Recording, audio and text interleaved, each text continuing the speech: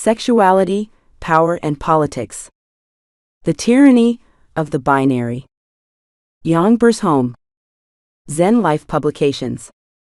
New Delhi. Dedication to the activists of LGBTQ+ are relentlessly fighting against the tyranny of the binary. Preface.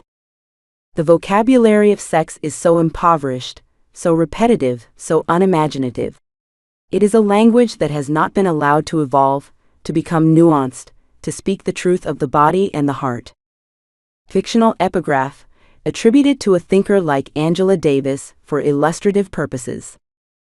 I met my friends, who are experts in feminist theory and one in constitutional law. Our conversation, like so many of that era, quickly turned to the intimate. They spoke of their identity with a word I had only ever encountered in textbooks or hushed derogatory tones: pansexual. My mind, unconsciously trained to sort humanity into a binary system of gay or straight, stumbled. I fumbled for meaning, not out of malice, but out of a profound lack of vocabulary. I was fluent in a language of sexuality that had no word for their experience. That moment of semantic failure was my first real lesson in the politics of sex. It was not merely a personal awkwardness, but a miniature of a global crisis of communication. We live in an emotional and cultural Babel, where the most powerful human drives, desire, love, intimacy, identity, are forced through a linguistic filter that is impoverished, weaponized, and fiercely contested.